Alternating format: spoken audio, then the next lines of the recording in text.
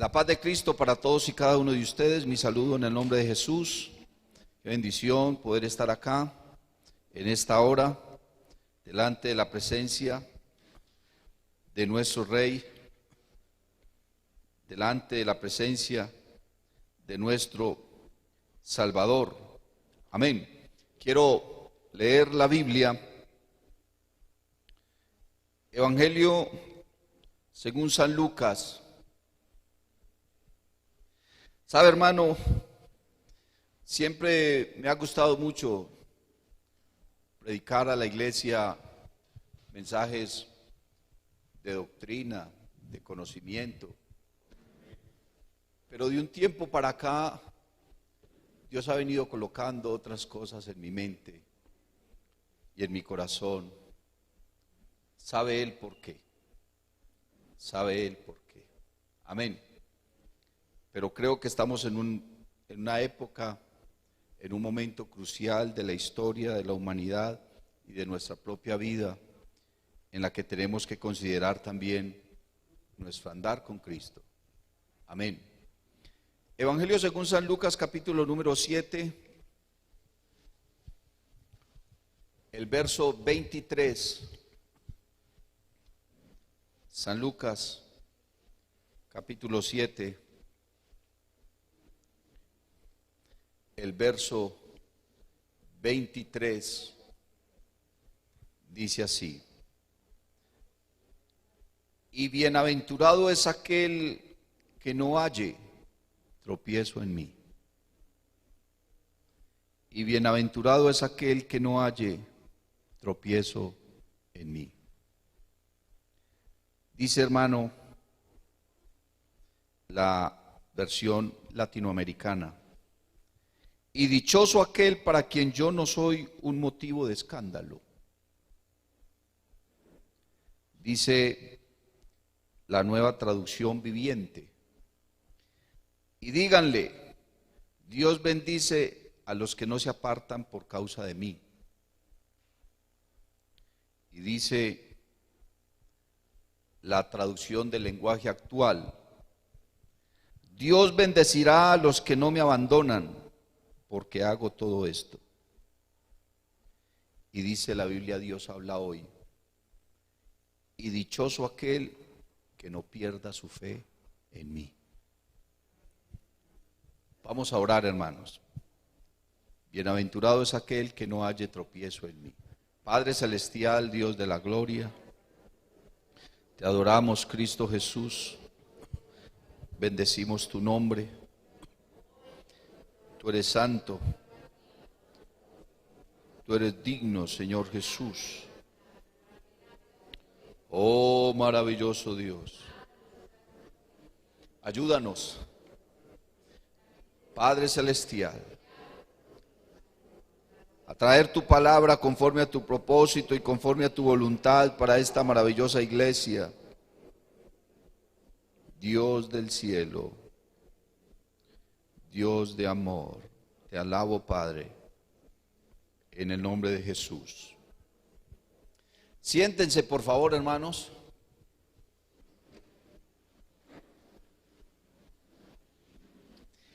Y bienaventurado es aquel que no haya tropiezo en mí. Gloria al Señor Jesús. Y quise leer estas otras versiones porque con las palabras hay un problema.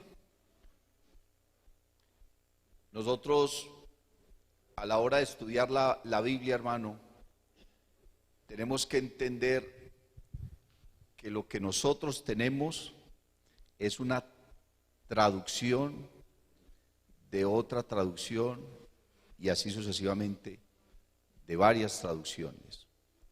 Entonces hay un problema con las palabras, ¿cierto? A veces nosotros de pronto encontramos una palabra desconocida en la Biblia y queremos saber qué significa esa palabra. Vamos al diccionario, buscamos la historia de esa palabra, la etimología, como nos enseñaba ayer el hermano Wilber Eliezer. Amén, la etimología de la palabra, que es la historia de dónde salió esa palabra. Pero resulta que a veces ni con el diccionario, ni con la etimología de una palabra podemos identificar de manera precisa lo que el texto quiere decir. ¿Por qué? Porque como tenemos es una traducción. Amén. Entonces, ¿qué dice el texto de manera original? Entonces, a veces ni con el diccionario, ni con la etimología se identifica el verdadero sentido. Entonces, tenemos que buscar ¿qué? Otras versiones de la Biblia. Y entre más antigua sea la versión, es más preciso el texto. Entonces, a veces no nos podemos confiar porque la Biblia menciona una palabra. Hermano, es que la Biblia dice esta palabra y esa palabra significa esto y eso. Sí, pero de pronto el autor no usó esa misma palabra. Usó un sinónimo, ¿cierto? Y los traductores, a medida que iba pasando el tiempo, entonces han ido acomodando el lenguaje para que nosotros comprendamos, ¿cierto? Pero tal vez esa palabra en especial no era la original, pero sí el sentido del versículo. Yo siempre he creído, hermano, que una de las mejores maneras de poder entender la palabra de Dios es basado no tanto en la palabra como tal, sino en el contexto. Amén. El contexto sí nos dice realmente qué nos quiso decir el autor con ese versículo. Amén. El contexto. Hay que aprender a contextualizar en la Biblia, o sea, saber de qué está hablando el capítulo completo, de qué está hablando el libro o la carta en especial, qué tipo de lenguaje está usando, si es un poema, si es una narración, si es una historia, ¿cierto? ¿A quién le está hablando? ¿Quién lo está diciendo? ¿A quién se lo dijo? ¿En qué época? ¿Cómo se lo dijo? ¿Para qué se lo dijo? ¿Para cuándo?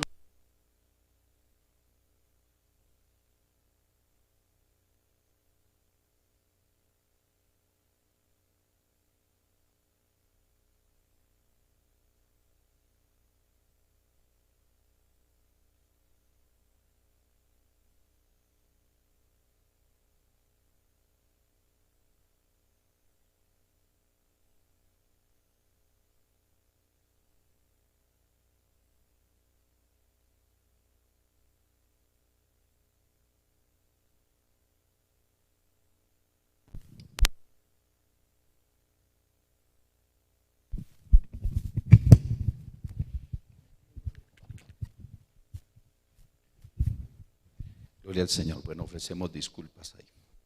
Entonces, hermanos, qué maravilloso poder entender realmente lo que la Biblia nos quiere decir. Porque la gente se basa en la misma Biblia para tener algunas doctrinas extrañas. Y su argumento es que la Biblia dice, y seguramente la Biblia sí dice. Porque usted en la Biblia encuentra argumentos. O sea, si usted saca el versículo del contexto, usted puede sacar argumentos de los que quiera en la palabra de Dios. Pero lo que usted nunca podrá cambiar es el contexto bíblico, y el contexto sí nos dice realmente qué es lo que Dios quiere que nosotros entendamos y sepamos. Amén, gloria a Dios. Recuerde que una cosa es lo que la Biblia dice y otra cosa es lo que quiere decir. Amén, su verdadero significado. Y ese verdadero significado lo encontramos en el contexto. Mirando este versículo entonces, y bienaventurado es aquel que no halle tropiezo en mí. Yo quise meterme en el contexto de este verso y por qué el Señor dijo eso. Amén. ¿Y a qué se refería? Eso fueron unas palabras que el Señor Jesús le mandó a decir a su primo, a Juan el Bautista. Amén.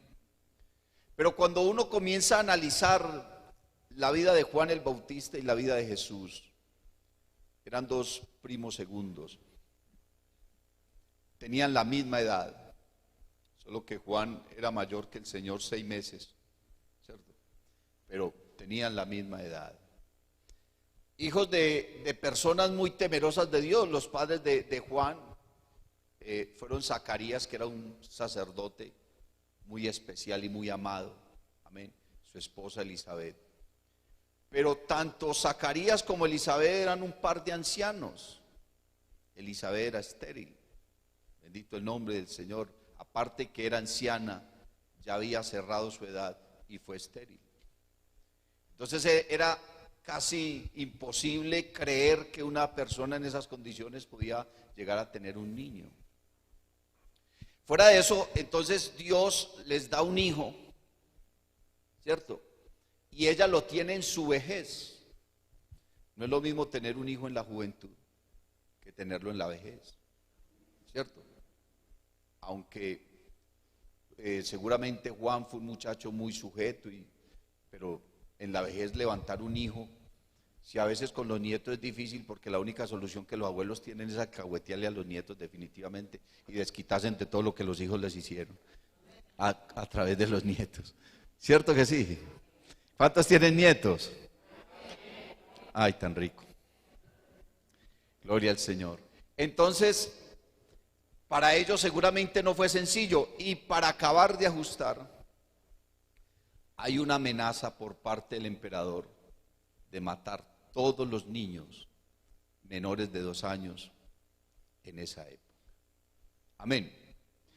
Juan fue un hombre que Dios lo llenó con el Espíritu Santo desde antes de nacer. María, la madre de Jesús, estaba en embarazo y fue a visitar a su prima Elizabeth. Y Elizabeth ya tenía 6 meses de embarazo de Juan.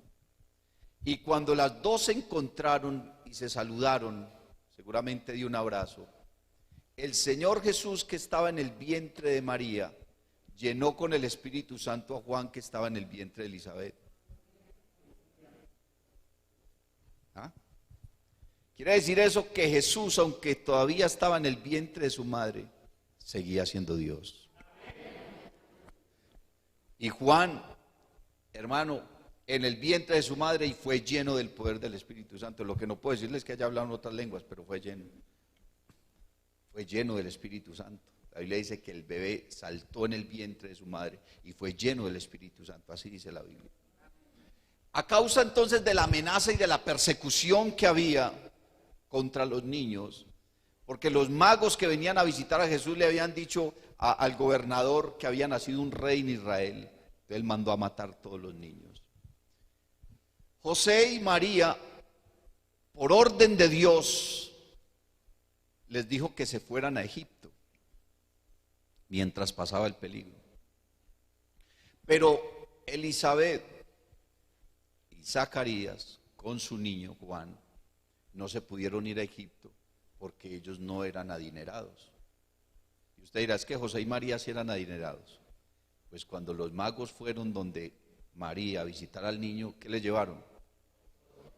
Incienso, mirra y oro. Y el oro que le llevaron no fue un puñadito, para mí fue que le llevaron, y el oro ha tenido su costo y su valor en cualquier época. ¿Cierto que sí? Ellos tenían con qué solventarse y se fueron.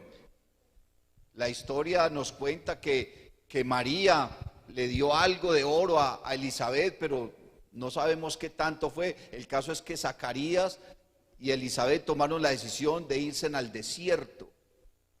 Amén. Un viaje más económico, no era de 5 estrellas. Ellos estaban ancianos y se fueron al desierto y llegaron a un desierto donde vivía una tribu de fariseos llamados los esenios. Los esenios eran fariseos sumamente celosos de la ley de Dios. Gente que se dedicaba solamente a orar, a ayunar y a estudiar la ley de Dios, los esenios. Cuando quiera busque, hermano, la historia de los esenios y comience a leer el celo tan grande y tan fuerte que los esenios tenían frente a las cosas de Dios. Y ellos marcaban una diferencia con los fariseos que estaban en Jerusalén, porque los fariseos que estaban en Jerusalén se habían corrompido.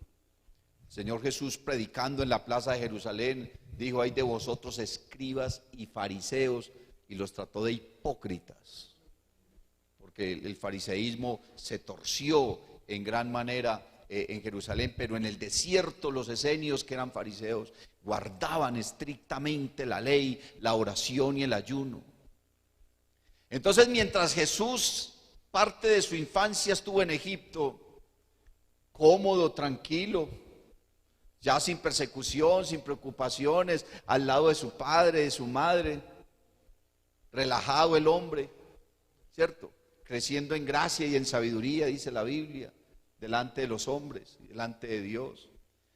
Entre tanto que Jesús estaba en Egipto pasando su infancia, Juan el Bautista estaba en el desierto pasando las duras y las maduras, viendo cómo sus padres cada día se envejecían mucho más y ver cómo Zacarías murió, enfermó y murió porque no soportó el desierto y murió.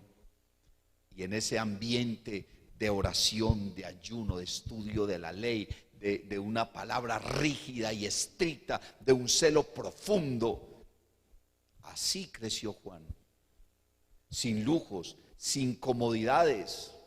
Imaginen un desierto por allá, hermano, tal vez viviendo en una carpa, en una tienda. Así creció Juan, y en medio de eso Dios lo llamó y le mostró que tras él habría de venir uno más grande, uno más poderoso, que tenía que anunciarlo, que tenía que predicarlo. Bendito el nombre del Señor. Y Jesús creció en otro ambiente. Luego regresaron con José y María a Nazaret y tuvo una vida tranquila, tanto que la Biblia ni siquiera menciona mucho de la infancia o de la adolescencia del Señor. Y entonces Juan, Dios lo llama a predicar, y en el mismo desierto, al otro lado del Jordán, comienza a predicar y forma su propio grupo de discípulos. Y entre los discípulos estaba Juan, que también era primo de él, hijo de Salomé, hijo de Zebedeo, hermano de Jacob. El apóstol Juan comenzó su vida cristiana al lado de su primo el Bautista, y aprendió también lo de la oración y el ayuno. Y entonces Juan se la pasaba, hermano, era orando y ayunando y predicando. Bendito el nombre del Señor. Y enfrentaba al que fuera, y enfrentaba al gobernador, y lo denunció, y fue arrestado Juan y llevado a la cárcel.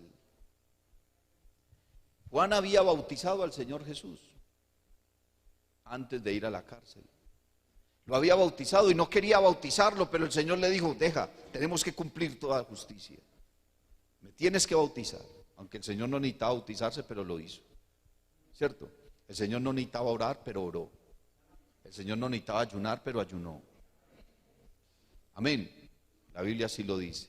Gloria a Dios. Y Juan, cuando vio a Jesús delante de una multitud grande que había, dijo: he aquí el Cordero de Dios que quita el pecado del mundo. Señaló a Jesús y lo declaró el Cordero de Dios. Y toda esa multitud supo quién era Jesús. Pero esa declaración de Juan le costó el hecho de que todas las personas dejaron de seguirlo a él y se fueron tras Jesús. Porque así tenía que ser. Así debía ser. Entonces el ministerio y la vida de Juan comenzaron a declinar y a declinar, al punto de que fue llevado a la cárcel y no volvió a ver a Jesús. Y estando en la cárcel, hermano, comenzó a pensar, porque sus discípulos venían y le contaban y le decían cosas. Decían: ¿cómo te parece que ese Jesús no se la pasa y no de fiesta en fiesta? Ese Jesús que tú nos dijiste que era el Cordero, no se la pasa y no comiendo y bebiendo, y se mantiene con pecadores, con prostitutas para arriba y para abajo, con ladrones. Y Juan, en cambio, usted a nosotros nos mantiene orando, ayunando, predicando. No comemos sino miel y frutas, y vivimos arrodillados todo el tiempo. Que los discípulos comenzaron a reclamar: pero ¿qué es lo que pasa? ¿Por qué esta situación? Mire ese Jesús de fiesta en fiesta, andando con prostitutas, comiendo y bebiendo. No ayunan nunca. Sus discípulos comen con las manos sucias. Y en cambio usted a nosotros, vea, nos pone nomás a orar y ayunar, y ore y ayune y ore y ayune. Entonces Juan comenzó en su mente a pasar lo que tenía que pasar. Lo visitó la duda.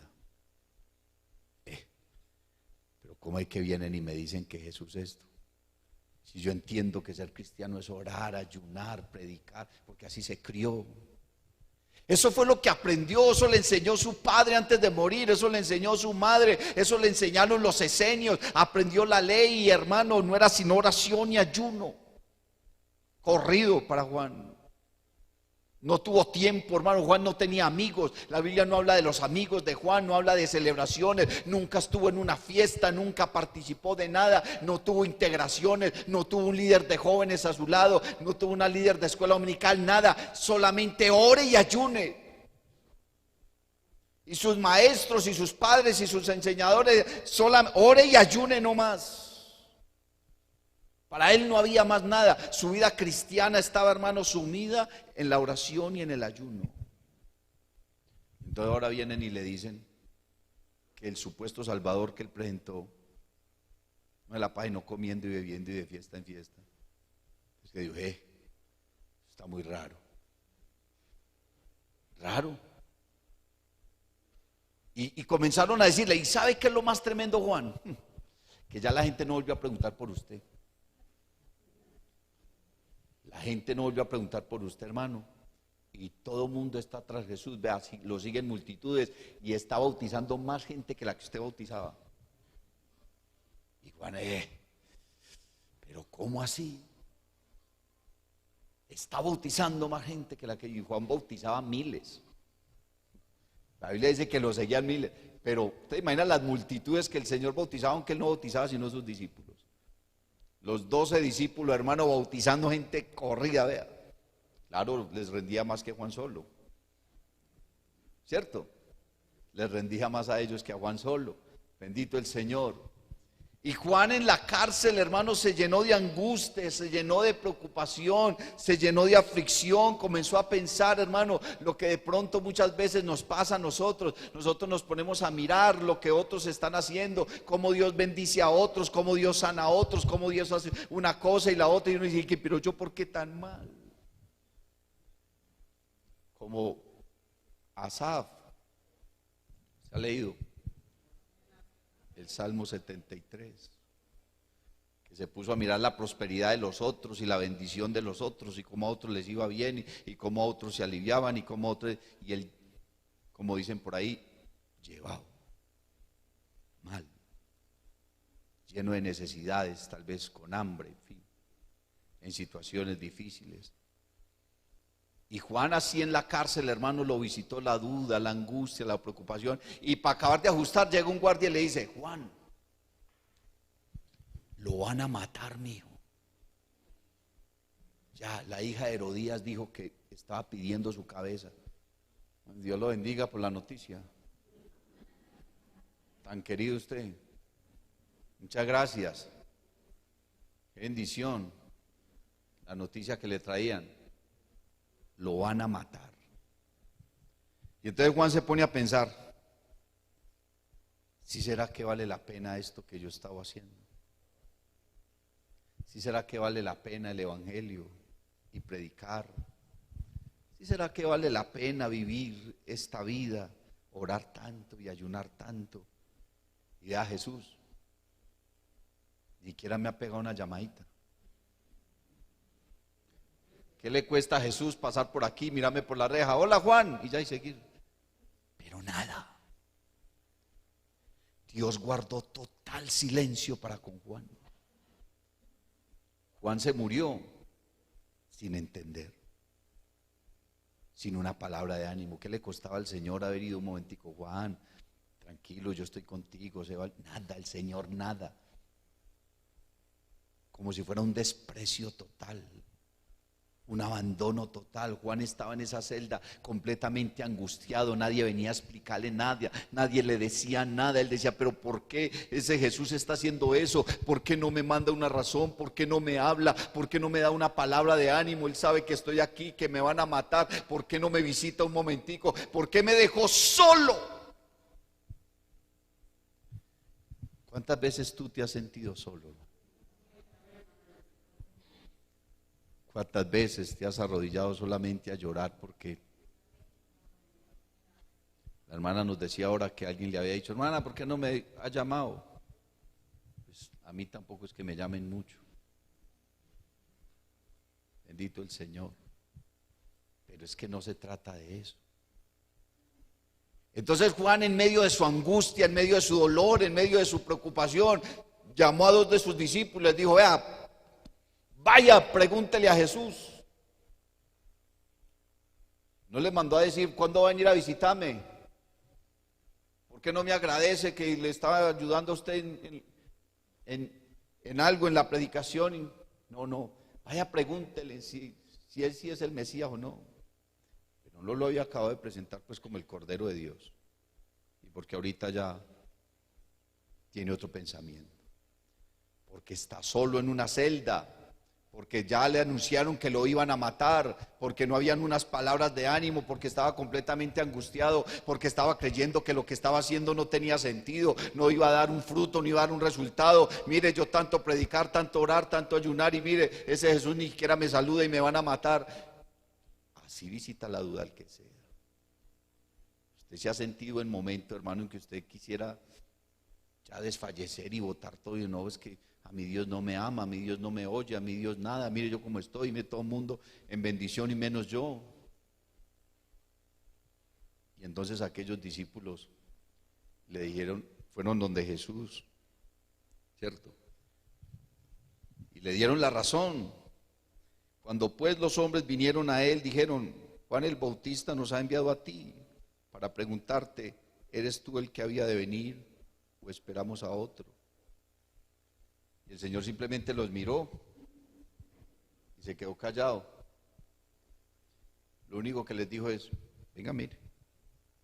Y empieza el Señor, hermano, a sanar enfermos,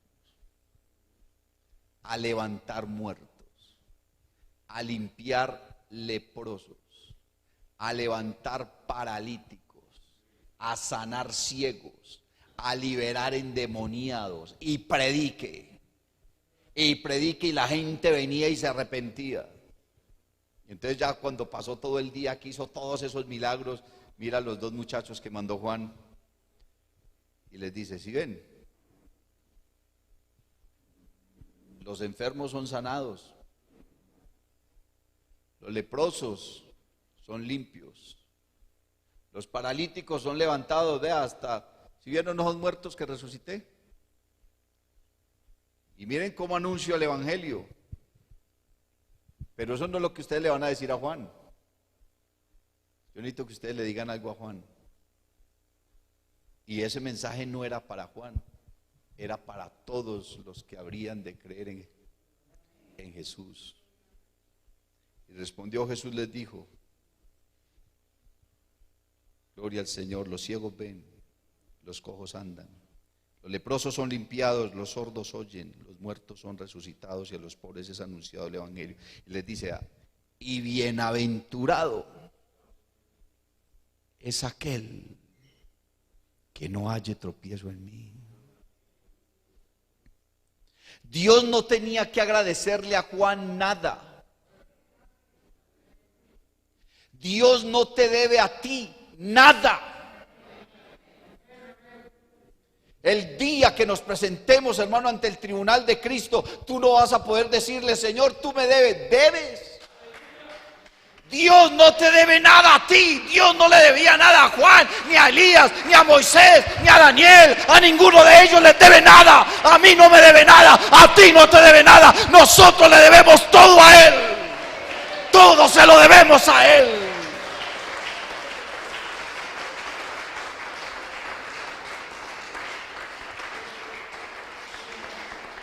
Aleluya. Si tú das una ofrenda, Dios no te la debe. Dios te dio a ti para que le dieras a Él. Si tú das un diezmo, Dios no te lo quedó debiendo. Aunque para muchas personas la fidelidad económica es un negocio, no quiere decir que Dios te deba algo. Dios a ti no te debe nada.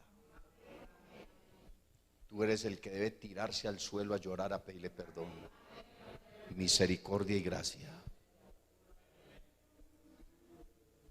El Señor no fue donde Juan porque no le debía nada a Juan. Juan está bajo el polvo de la tierra esperando la resurrección de los muertos, igual que va a ser contigo y conmigo. Y un día estará en su presencia, y ahí sí Dios, sin que nosotros merezcamos nada, nos va a coronar de favores y misericordias. A veces nosotros no comprendemos el silencio de Dios, pero es que Dios tampoco tiene que darnos explicaciones. Él es Dios. Nosotros solo somos hombres, solo somos humanos. Hermano, el salmista habla del hombre diciendo: el hombre es un gusano y no un hombre. Si tú le pides algo a Dios y Dios te contesta, gloria a su nombre. Y si no te dice nada, también. ¿Quién le explicó a Job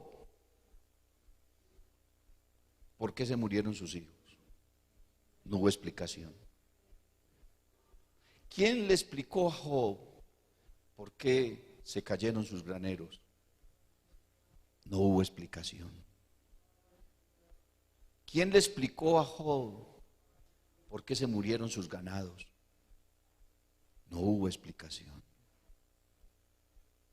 Antes, por lo contrario, su esposa le dijo: aún retienes tu integridad. Todavía estás creyendo en Dios, porque eso es lo que le quiso decir. Ese Dios al que tú le hacías culto todos los días, ese Dios que tú invocabas su nombre y te mantenías orando y ayunando, ¿dónde está? Mira cómo estás tú. ¿A usted no se le hacen familiares esas palabras? ¿Algún día alguien no le ha dicho: usted tanto ir a la iglesia y tanto ya como me mantiene? Y entonces usted se arrodilla y: Señor, ¿por qué? Y no hay respuesta. Pero eso no quiere decir que Él no te ame. Eso no quiere decir que Él no quiera bendecirte. Eso no quiere decir que Él se haya olvidado de ti. ¿Cómo se va a olvidar de ti, hermano, si derramó su sangre en la cruz por ti? ¿Cómo se va a olvidar?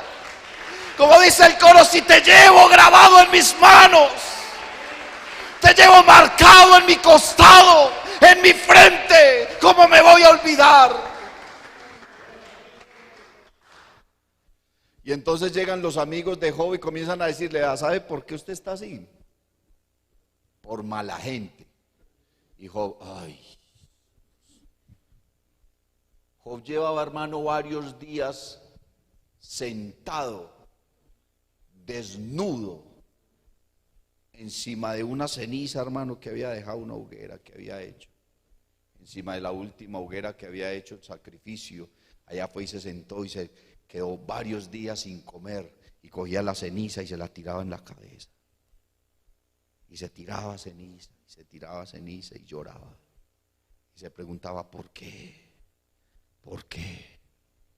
Y no había respuesta. Y sus amigos lo acusaban: no, es que usted, hermano, piense a ver bien usted cómo fue que pecó, usted es que ofendió a Dios. Y vos decías: yo no hice nada. Porque a veces cuando uno está en la mala, mucha gente dice: ¿quién sabe qué hizo?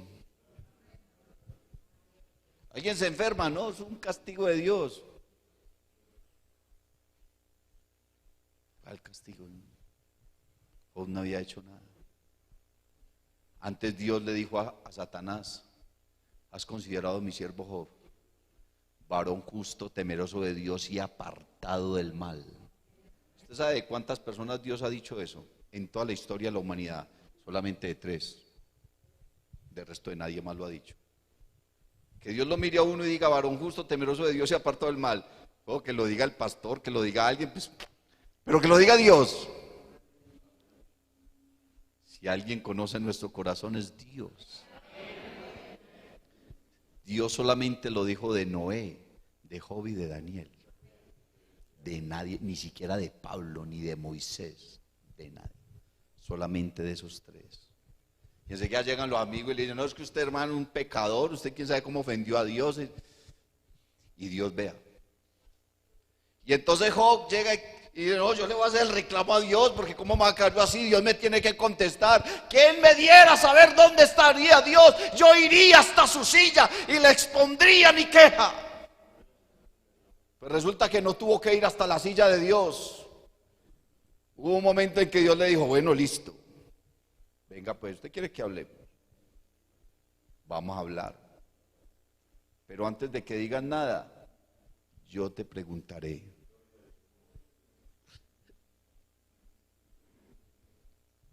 Y tú me responderás.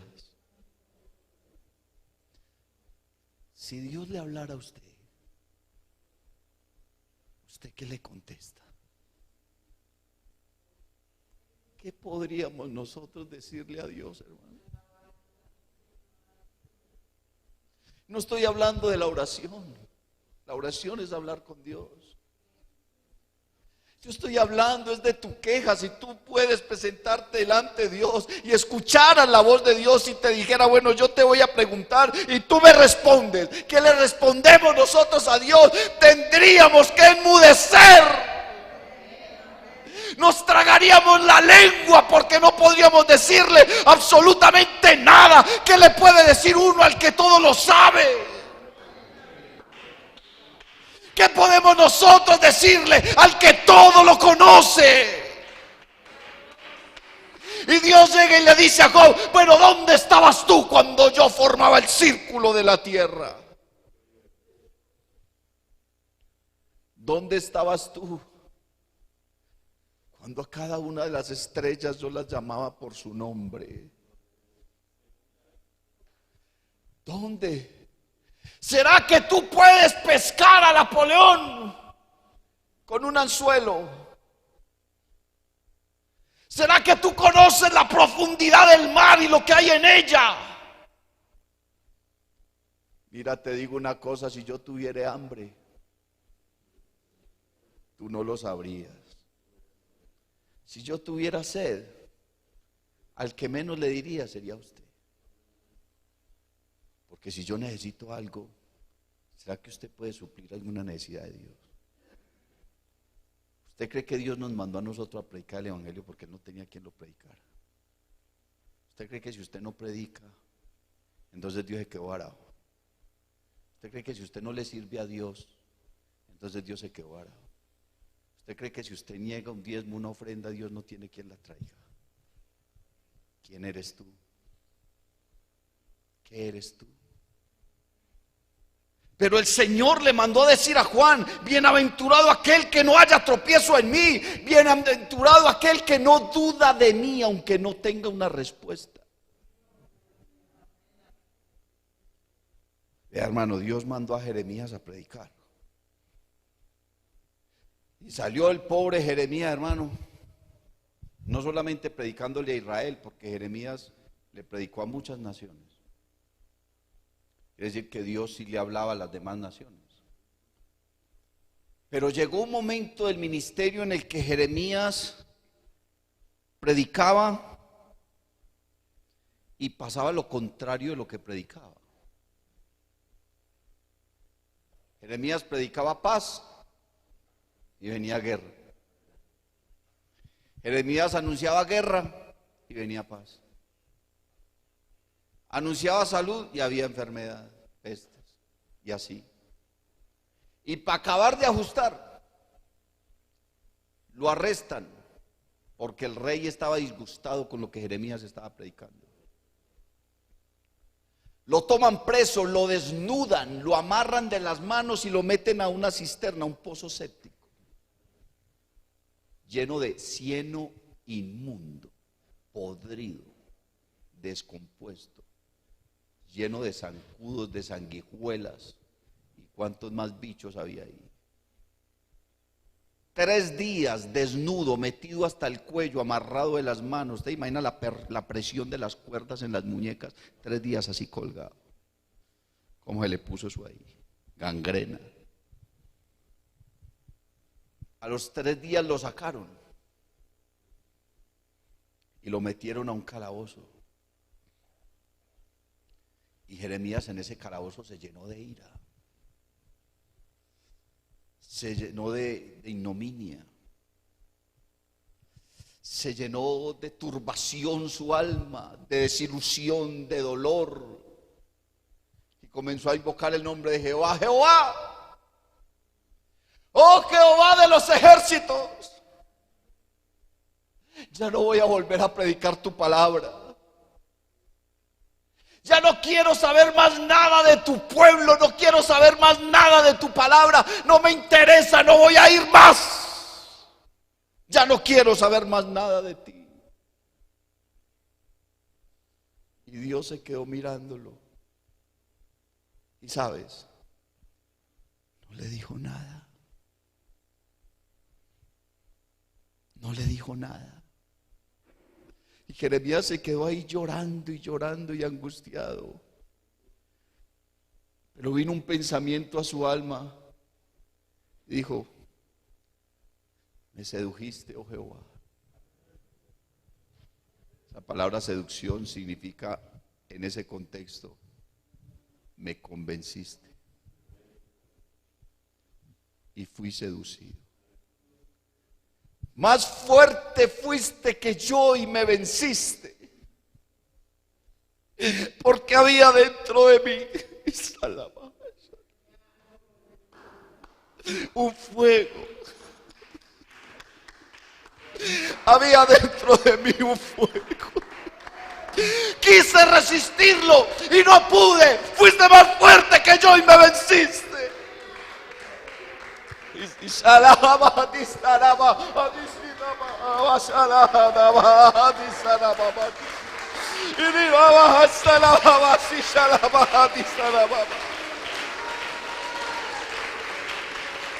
Y Dios no le dijo nada, pero lo llenó con el poder de su Espíritu Santo. Lo consoló en su alma, lo consoló en el profundo de su ser, hermano. Porque Dios tiene algo para ti, aunque no te haya dicho nada, aunque no encuentres una respuesta. Eres bienaventurado si no hayas tropiezo en nuestro Dios, si no se acaba tu fe, si no permites que tu fe desfallezca. Aleluya.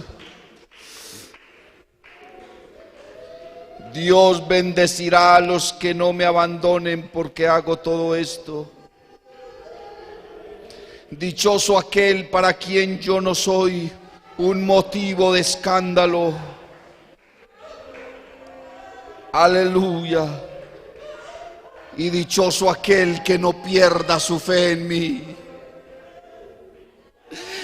Hermano, ¿en qué nivel está tu fe?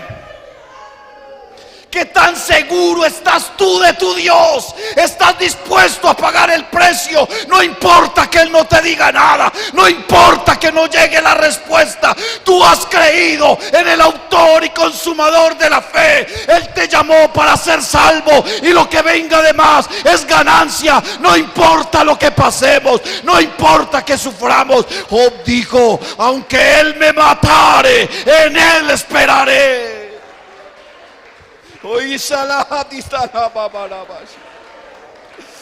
¿Por qué no se pone en pie y le da un aplauso al Rey de la Gloria? O vienes y le dices: Señor, no importa lo que pase, no importa lo que venga, no importa lo que padezca, yo creo en ti.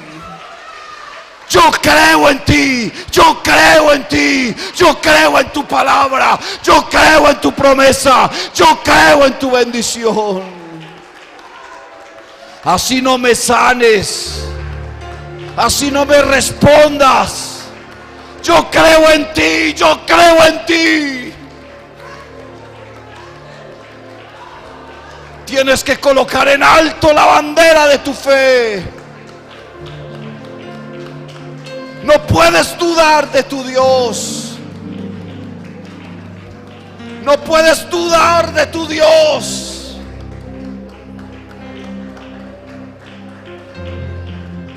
Confía en Él. Y una bienaventuranza grande y maravillosa vendrá a tu vida. Porque Él hará.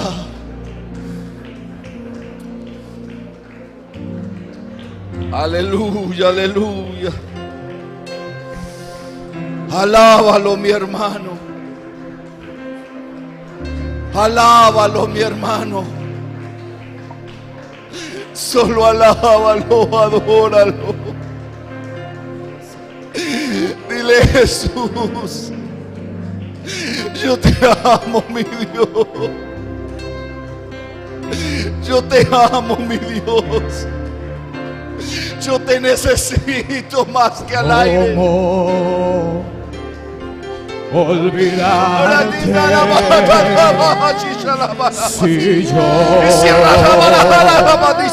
soy testigo de tus obras y de tu ayuda, de tus milagros, tu poder. Bienaventurado es aquel que no haya tropiezo en mí. Siempre aleluya, aleluya. ¿Cómo olvidarte? Aleluya. Si tú eres mi Dios, tú eres mi Dios. Conoces mi vida, conoces mis pasos. Todos mis días los tienes contados. Mis sueños, deseos están en tus brazos. Mis horas amargas las consuelas tú. Tú eres, Señor, el sustento de gracia, la fuerza que lleva adentro en el alma, el sol de justicia que alumbra mi ser. ¿Cómo olvidarte si eres mi Dios? El Dios de los cielos, el Dios de la tierra, el Dios de los mares y de las estrellas, el Dios de Israel, el Dios del ayer, de hoy, de mañana y los siglos. Amén.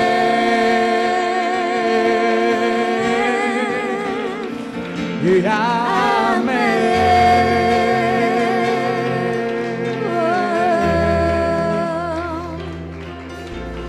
¿Cómo olvidarte si yo soy testigo de tus obras y de tu ayuda, tus milagros, de tu poder? ¿Cómo olvidarte si tú has sido siempre fiel? ¿Y cómo olvidarte?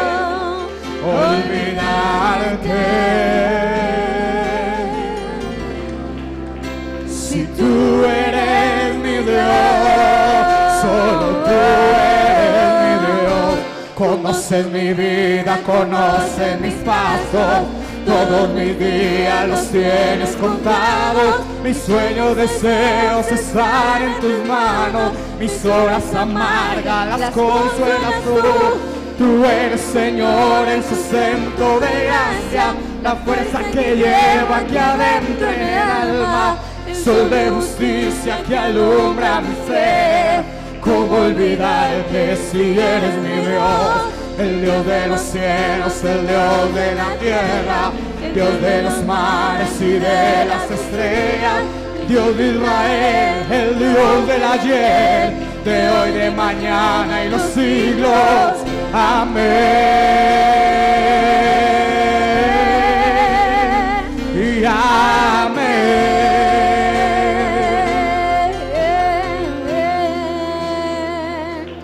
¿Cómo olvidarte? ¿Cómo olvidarte? Si yo aquí te llevo muy dentro. ¿Cómo olvidarte si eres mi sustento? ¿Cómo olvidarte? ¿Cómo olvidarte? Si yo aquí te siento, te llevo muy dentro. ¿Cómo olvidarte si eres mi sustento? ¿Cómo olvidarte? ¿Cómo olvidarte? ¿Cómo olvidarte?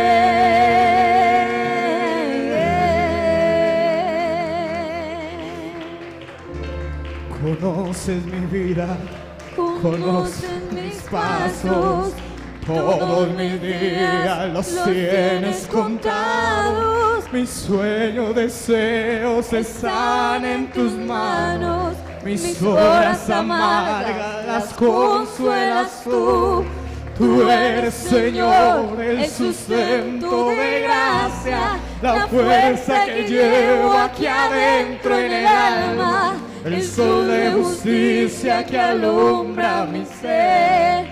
¿Cómo olvidarte si eres mi Dios?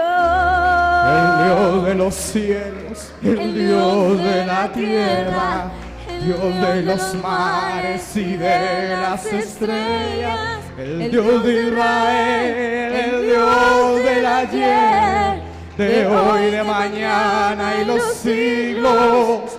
Amén.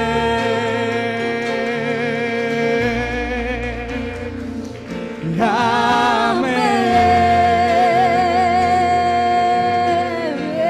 ¿Cómo olvidarte? ¿Y cómo olvidarte? ¿Cómo olvidarte?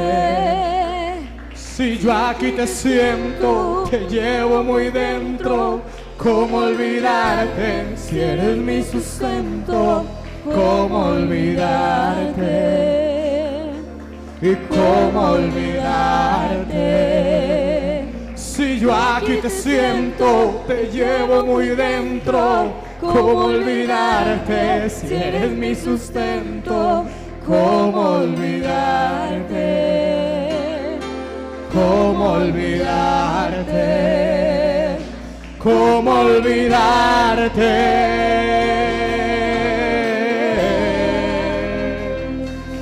¿Cómo olvidarte?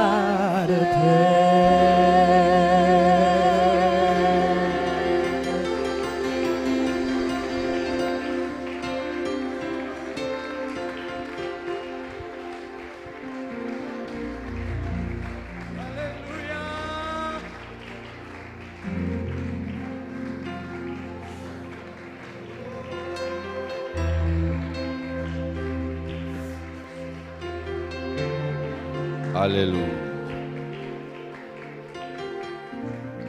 Tú eres bueno, Señor Jesús.